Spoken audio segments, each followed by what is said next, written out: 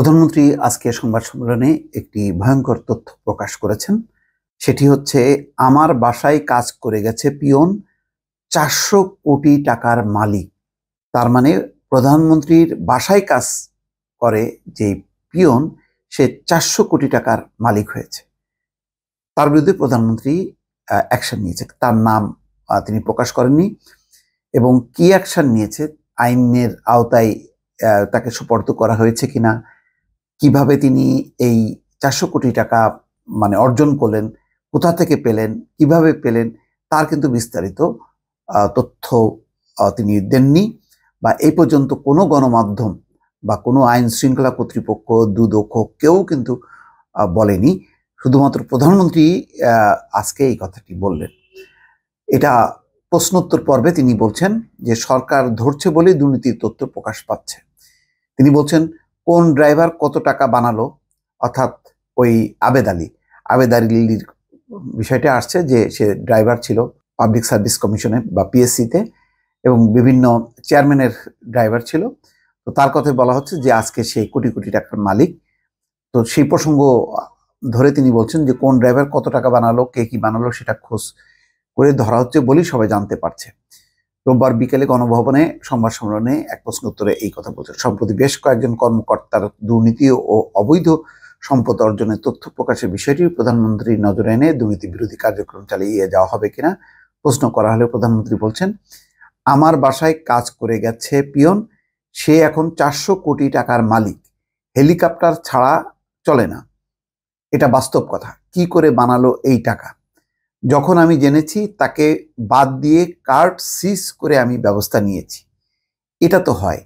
তিনি বলেন, ধরার পর এগুলো চোখে আসে, তাছাড়া তো হয় না। যখনই ধরা পড়ে তখনই আমরা ব্যবস্থা নিই। কিন্তু প্রধানমন্ত্রীর ব্যবস্থা নিয়েছেন, তাকে বাদ দিয়েছেন, কিন্তু বাকি ব্যবস্থা কি আমাদের কোনো আইন প্রয়োগকারী সংস্থা নিয়েছে? পুলিশ, ডিবি বা অন্য কেউ? এই খবর কিন্তু আমার জানা মতে যে আমি পাইনি। আমি কৌতূহল হয়ে আজকে এটা শোনার পর একজন সাংবাদিককে প্রশ্ন করেছিলাম, জানতে চেয়েছিলাম। তিনি তখন জাহাঙ্গীরের নামে একজনের কথা বলেছেন, আমি চিনি না। অবশ্য তিনি বলেছেন যে আমি যদি তার চেহারা দেখি তাহলে চিনবো। জাহাঙ্গীর খুব পরিচিত মুখ, প্রধানমন্ত্রীর যখনই যেখানে গেছেন তার আশেপাশেই তিনি থাকতেন। তো যাই হোক, এখন বড় কথা হলো যে প্রধানমন্ত্রী তার কার্ড সিজ করেছে, তাকে বাদ দিয়েছে। বাকি কাজটা কি করেছে? কেন আইন শৃঙ্খলা কর্তৃপক্ষ কি ব্যবস্থা নিল? এই 400 কোটি টাকা কার টাকা? নিশ্চয়ই এইগুলি সবই পাবলিক মানি। তো এই টাকাটা কি সরকারের কোষাগারে আসলো কিনা? 400 কোটি টাকা হিউজ, দর্শক। এটা 1-2 কোটি টাকা না, বা 4 কোটি টাকা না, 400 কোটি টাকা। মানে আপনি বৈধভাবে ব্যবসা করে এরকম 400 কোটি টাকার মালিক খুবই কম আছে, যাদের অবৈধ ব্যবসার সংযোগ আছে তার। সেখানে সে প্রধানমন্ত্রীর বাসার পিয়ন হয়ে 400 কোটি টাকা উপার্জন করলো। তার ব্যাপারে আইন প্রয়োগকারী সংস্থা কি ব্যবস্থা নিয়েছে অন্তত আমি জানি না। দর্শক, আপনারা জানেন কিনা? এটা একটা অনেক বড়। প্রধানমন্ত্রী যদি তাকে বাদ দিতে পারে, তাহলে বাকি কার্যক্রমটা আইন প্রয়োগকারী সংস্থা বা আইনানুগ যে প্রতিষ্ঠান যার করার কথা, তারা কেন করলেন না? বা তার নামটা কেন জানতে পারছি না?